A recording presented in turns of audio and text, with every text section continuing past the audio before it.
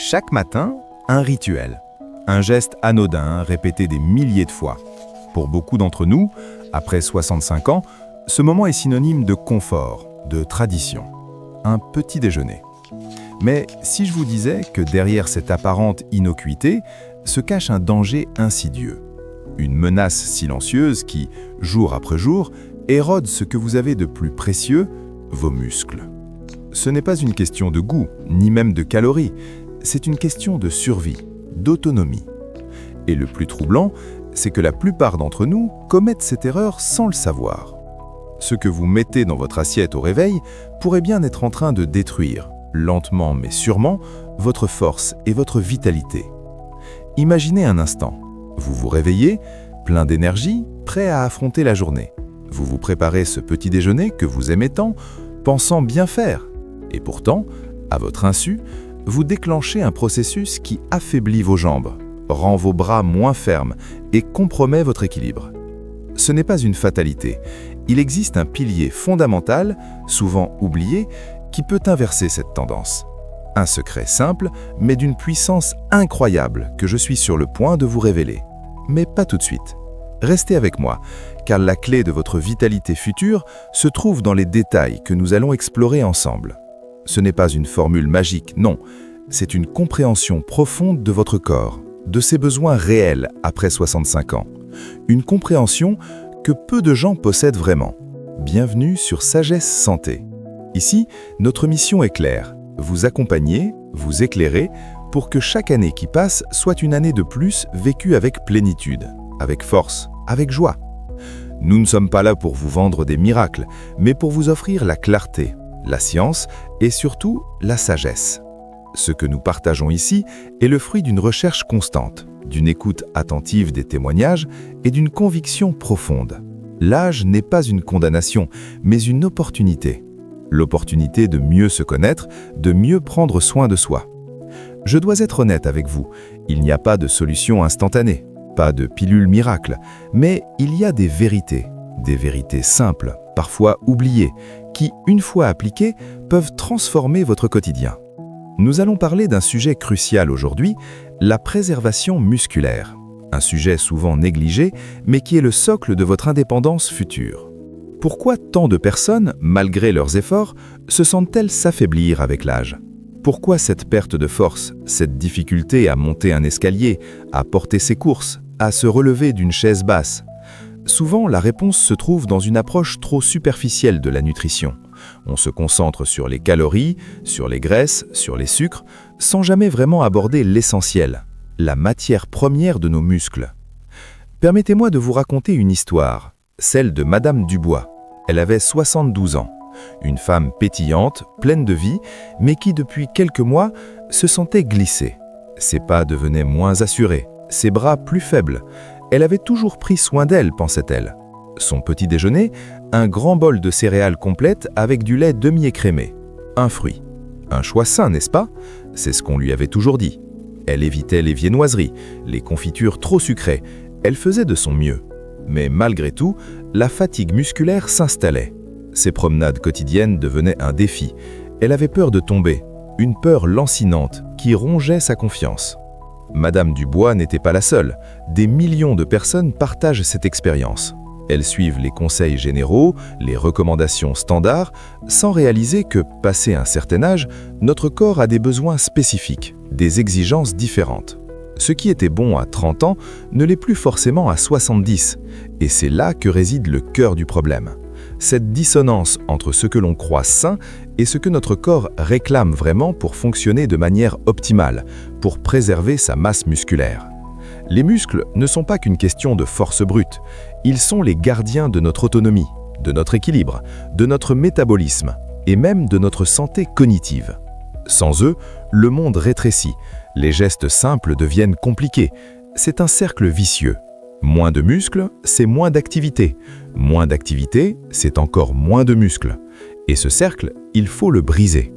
Alors, quel est ce petit déjeuner destructeur? Et surtout, pourquoi? Le secret réside dans un concept scientifique, mais que je vais vous rendre simple comme bonjour. La synthèse protéique musculaire. C'est le processus par lequel votre corps répare et construit de nouvelles fibres musculaires. Après 65 ans, ce processus ralentit considérablement. On appelle cela la sarcopénie. Pour la contrer, il ne suffit pas de manger bien, il faut manger juste. 1. Le seuil d'activation protéique. Imaginez vos muscles comme une usine qui fabrique des briques. Pour que cette usine démarre et produise des briques de qualité, des muscles forts, elle a besoin d'un signal, d'un déclencheur. Ce déclencheur, c'est une quantité suffisante de protéines de bonne qualité ingérée en une seule fois. Si vous n'atteignez pas ce seuil d'activation au petit déjeuner, votre usine reste à l'arrêt ou ne produit que des briques de mauvaise qualité. La plupart des petits déjeuners sains que nous consommons, céréales, toasts, fruits, sont très faibles en protéines. Ils ne fournissent pas le signal nécessaire pour relancer la construction musculaire après une nuit de jeûne. C'est comme essayer de démarrer une voiture avec une batterie presque vide. Elle tousse, mais ne part pas. 2. La qualité de la protéine. Toutes les protéines ne se valent pas. Pour nos muscles, nous avons besoin de protéines complètes, c'est-à-dire qui contiennent tous les acides aminés essentiels. L'un d'eux, la leucine, est particulièrement important. C'est le chef d'orchestre qui donne le top départ à la synthèse protéique. On la trouve en abondance dans les protéines animales, comme les œufs, la viande, le poisson, les produits laitiers. Les protéines végétales peuvent être excellentes, mais il faut souvent les associer intelligemment pour obtenir tous les acides aminés essentiels en quantité suffisante. Un petit déjeuner à base de pain blanc et de confiture, même s'il apporte de l'énergie, est un désert protéique pour vos muscles. Il ne leur apporte pas les matériaux de construction adéquats, ni le signal pour les utiliser. C'est comme vouloir construire une maison avec uniquement du sable. 3. La fenêtre anabolique du matin. Après une nuit de sommeil, votre corps est dans un état de jeûne. Vos réserves d'énergie sont basses et surtout, vos muscles sont prêts à absorber les nutriments pour se réparer et se reconstruire. C'est une opportunité unique. Si vous la manquez en ingérant un petit déjeuner pauvre en protéines de bonne qualité, vous perdez une occasion précieuse d'inverser le processus de déclin. Pensez-y comme à une jardaine qui, après une longue nuit sans eau, est prête à boire avidement. Si vous lui donnez juste quelques gouttes, elle ne s'épanouira pas. Elle a besoin d'une bonne averse. Madame Dubois, elle, a compris cela. Elle a cessé de considérer son petit déjeuner comme un simple repas. Elle en a fait une stratégie. Et les résultats n'ont pas tardé. Alors, concrètement, comment transformer ce petit déjeuner potentiellement destructeur en un allié puissant de votre longévité musclée? Voici 3 étapes simples et concrètes que vous pouvez appliquer dès demain matin. 1. Priorisez la protéine dès le réveil. C'est le secret, le pilier oublié dont je vous parlais au début. Votre petit déjeuner doit être riche en protéines. Et quand je dis riche, je parle d'une quantité significative. Visez entre 20 et 30 grammes de protéines de haute qualité. Qu'est-ce que cela représente? Environ 3 à 4 œufs entiers, ou un grand bol de fromage blanc, type skyr ou yaourt grec, avec quelques noix. Ou encore, une portion de saumon fumé, même une petite portion de viande maigre si vous en avez l'appétit le matin. L'objectif est d'atteindre ce seuil d'activation qui va réveiller vos muscles et lancer la machine à fabriquer de la force. Ne craignez pas les graisses saines contenues dans les œufs ou les produits laitiers entiers. Elles sont bénéfiques pour la satiété et la santé hormonale. 2. Variez les sources pour un apport complet. Ne vous cantonnez pas à une seule source de protéines. Alternez. Les œufs sont fantastiques, le fromage blanc est pratique, mais pensez aussi aux légumineuses si vous êtes végétarien, en les associant à des céréales complètes pour un profil d'acides aminés complet. Un smoothie protéiné avec de la poudre de protéines de lactosérum, whey ou de pois peut être une excellente option rapide et efficace. L'important est d'assurer la diversité pour garantir l'apport de tous les acides aminés essentiels, en particulier la leucine. Pensez à votre assiette comme à une palette de couleurs. Plus il y a de couleurs, de sources de nutriments, plus le tableau est riche. 3. Accompagné de fibres et de bons glucides. Une fois vos protéines assurées, complétez votre repas avec des glucides complexes et des fibres. Un fruit entier, une tranche de pain complet, quelques flocons d'avoine. Ces éléments vous apporteront l'énergie nécessaire pour la matinée et les fibres pour une bonne digestion. Mais attention, ils ne doivent pas être la base de votre petit déjeuner si l'objectif est la préservation musculaire. Ils sont l'accompagnement, le complément. N'oubliez pas non plus une source de graisse saine, un avocat, quelques amandes ou un filet d'huile d'olive si cela s'y prête. Ces graisses contribuent à la satiété et sont essentielles pour de nombreuses fonctions corporelles. Le secret, le pilier oublié, n'était pas une pilule magique, mais une simple réévaluation de ce premier repas de la journée. Un petit changement, mais aux conséquences profondes. Madame Dubois, après quelques semaines, a retrouvé une énergie qu'elle croyait perdue. Ses muscles répondaient mieux, ses promenades étaient plus longues, et surtout, la peur de tomber s'était estompée. Elle avait retrouvé cette confiance, cette joie de vivre qui la caractérisait. Maintenant, soyons réalistes. Ce n'est pas une solution universelle pour absolument tout le monde.